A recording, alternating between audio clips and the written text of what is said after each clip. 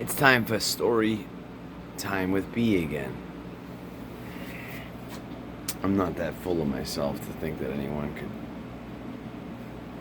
care less about watching this or not, but when you see all these horrible backgrounds and stuff, it's because I'm downstairs in my man cave. Otherwise, my wife would be totally cringed out by what I'm doing. My hair looks like shit. Sorry. I don't have time to get all beautiful for this stuff. I wanted to do a quick, I don't know if it's going to be quick. I'll try to make it quick. I want to talk about recovery and addiction real quick. I miss a lot of comments when looking back at some of these silly videos that I've made. And I saw one that the guy definitely has a point, and I want to explain it because I don't want people getting the wrong idea. So it was a video. I used the Good Riddance song, and the song is about your friends dying from drug overdoses and not hanging on to the past, and it's all that. And I can relate. And a guy wrote, you do a video about recovery, and then a day later you're doing your weed smoking videos. He's right. I am. I thought about that. You know what?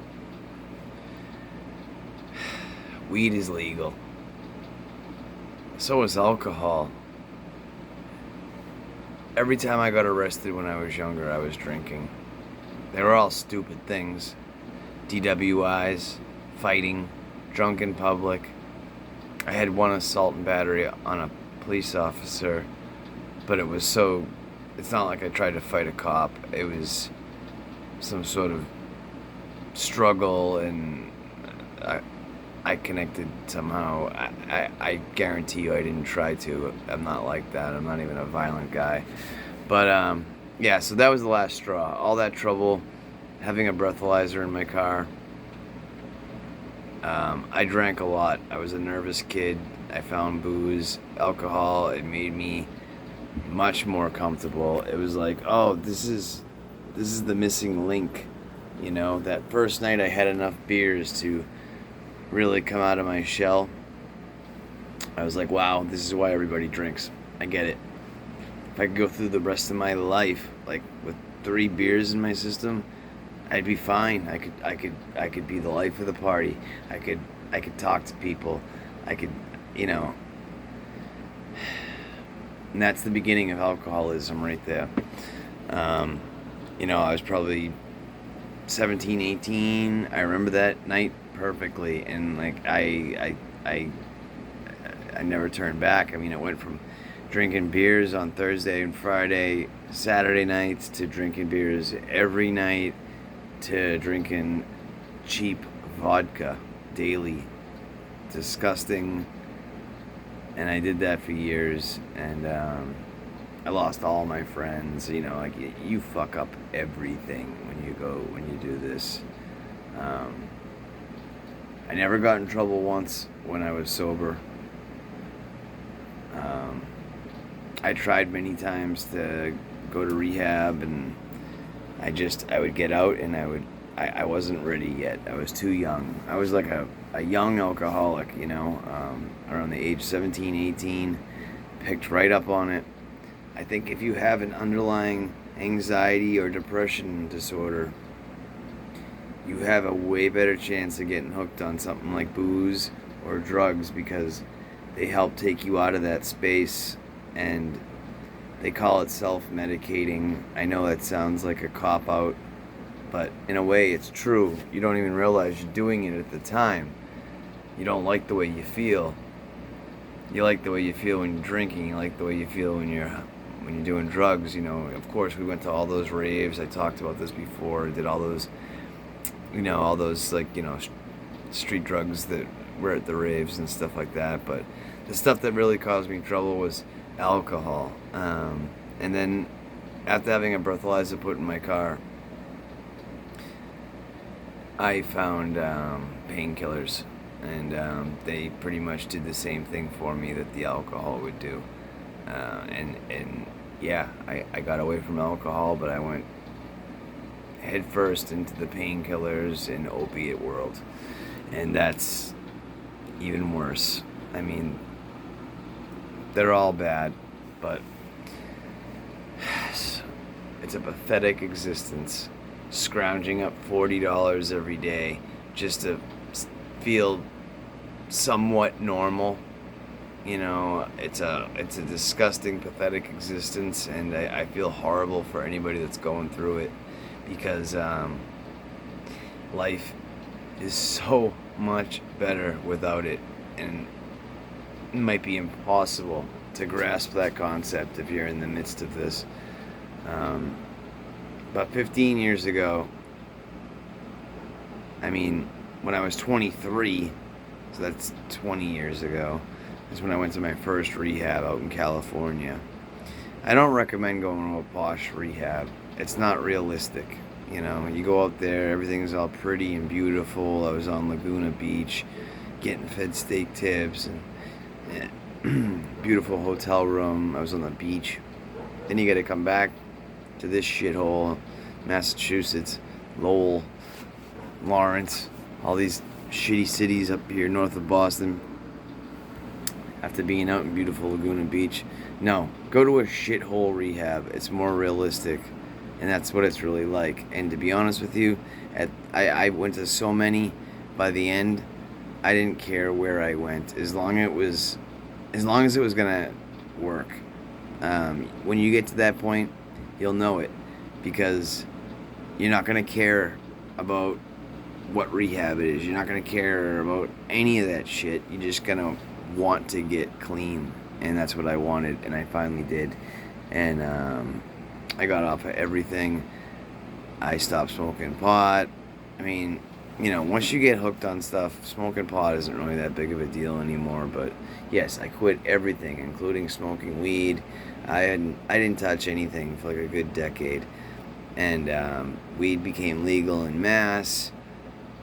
You know, it got a little tempting because there's just so many strains, and the dispensaries were everywhere. So yeah, I started smoking pot again, and I was afraid at first. I'm like, am I gonna become compulsive with this? And that's what you need to watch yourself for. You know, it's your compulsive behaviors is what leads to that addiction. You have to be aware of your behaviors. So as soon as you start acting compulsive or impulsive about something, you got to keep yourself in check. So yes, I do smoke weed. I probably smoke it daily, but I don't smoke it like an addict. I don't smoke it like I did when I was younger. If I was trying to say I didn't have any booze or something, I'd smoke like 10 joints a day. If I smoke one joint an entire day, that's a lot. I grow too. I mean, that's my hobby. But a guy wrote on one of my posts the other day, like, how could I do that? You know, and I get what he is saying, but for me, it works. I don't want to take a bunch of pharmaceuticals for my depression and anxiety and all that shit. Alright? I smoke a little bit of weed. I don't drink anymore. I smoke cigarettes, which is horrible. But guess what? I haven't touched heroin, opiates, cocaine, any of that stuff in at least 15 years. So I know what that individual was saying, like, what kind of a hypocrite am I to preach sobriety and then do videos of myself taking dabs? To me, they're two separate things. I look at weed as the way someone might look at having a beer after work. May view that. That's kind of how I view weed at this point. I don't look at it as a drug, as something that's gonna lead me into bad behaviors or cause me to do something. I've got too much to lose. If I thought it was going to do that, I would just give it up. You know, I've got a beautiful wife. I've got a house.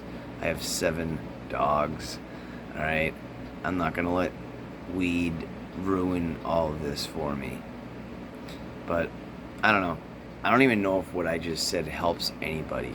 I'm just trying to say that